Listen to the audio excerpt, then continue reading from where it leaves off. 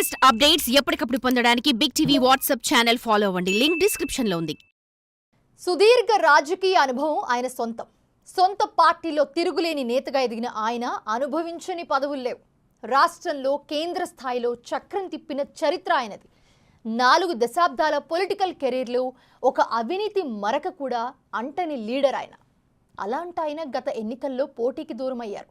తనకి తానుగా ప్రత్యక్ష రాజకీయాల నుంచి తప్పుకున్నారు. ఆ నాయకుడి పేరు ఇప్పుడు మళ్ళీ ప్రత్యేకంగా ఫోకస్ అవుతోంది. ఒక ప్రత్యేక పదవి రేసులో వినిపిస్తోంది. ఇందుకీ ఎవరా పెద్ద ఆయన? ఆయనకు దక్కనున్న పదవి ఏంటి?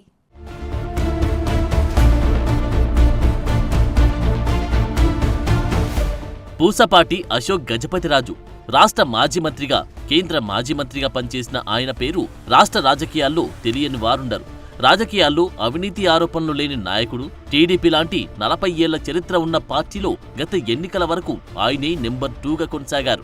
ఎన్టీఆర్ హయాంలోనూ, తర్వాత చంద్రబాబు దగ్గర ఆయన మాట అంతలా చలామణి అయ్యేది. రాజకీయాల్లో అవినీతి మచ్చలేని నాయకుల్లో ముందు వరుసలో ఉండే పేరు అశోక్ గజపతిది.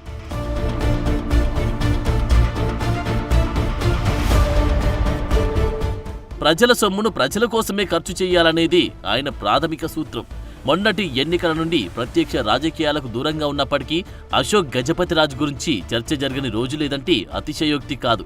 రాజుగారికి రాజ్యసభ ఇస్తారంట కదా, రాజుగారిని రాజ్యసభకి పంపించి కేంద్ర మంత్రిని చేస్తారంట కదా అనే చర్చ జరుగుతూనే ఉంది.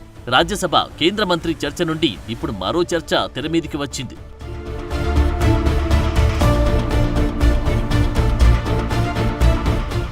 రాజుగారి నిజాయితీకి, మన మేధస్సుకి గవర్నర్ గిరి సరైందనే అభిప్రాయం వ్యక్తమవుతుందట.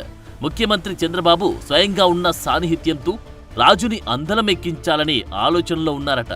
ప్రత్యక్ష రాజకీయాల నుండి తప్పుకున్నారు కాబట్టి గవర్నర్ అయితేనే ఆయనకు సరియైన గౌరవమని భావిస్తున్నారట. దానికి రాజ్యాంగంపై అశోక్ గజపతికి ఉండే గౌరవం కూడా ఒక కారణం అయి ఉండవచ్చని అంటున్నారు. అలాంటి వ్యక్తి ఆ పదవికి అర్హుడన్న చర్చ కూడా జరుగుతుందట. మరోపక్క ఈ పదవికి మాజీ మంత్రి యనమల రామకృష్ణుడు పేరు కూడా వినిపిస్తున్నప్పటికీ చంద్రబాబు, ఇతర సీనియర్లు, బీజేపీ నాయకులు సైతం అశోక్ వైపే మొగ్గు చూపుతున్నారట. మొదటి నుండి చంద్రబాబుకి రాజకీయాల్లో అశోక్ గజపతి అత్యంత సన్నిహితుడు. వైస్రాయ్ ఘటన నుండి చంద్రబాబు ముఖ్యమంత్రి అవడం వరకు అశోక్ గజపతి కూడా కీలక సూత్రధారే. అయినప్పటికీ ఏనాడు నాకీ పదవి కావాలని, ఫలానా వాడికి ఫలానా పదవి ఇవ్వండి అని ఆయన అడగలేదన్న గౌరవం చంద్రబాబుకి ఉందంట.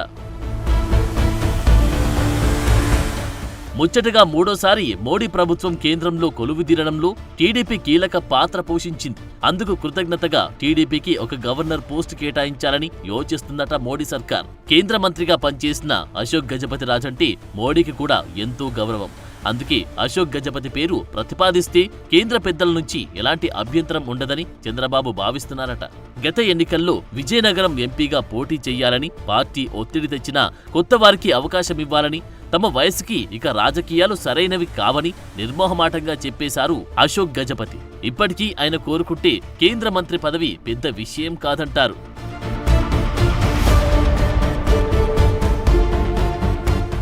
కానీ ఆయన ఏనాడు పదవుల కోసం వెంపర్లాడలేదు. పార్టీ లైన్ కూడా దాటలేదు. పార్టీ నిర్ణయం ఆయనకి శిరోధార్యం.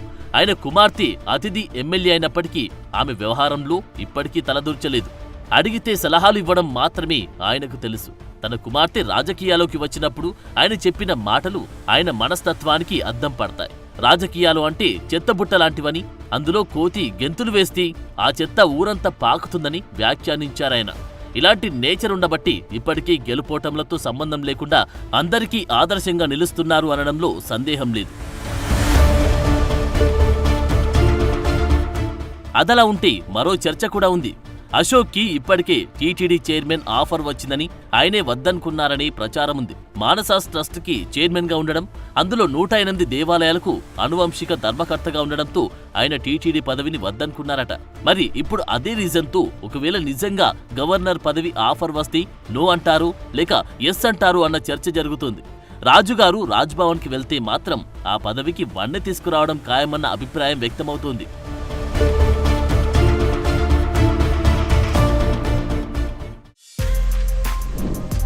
For more videos like this, subscribe Big TV channel.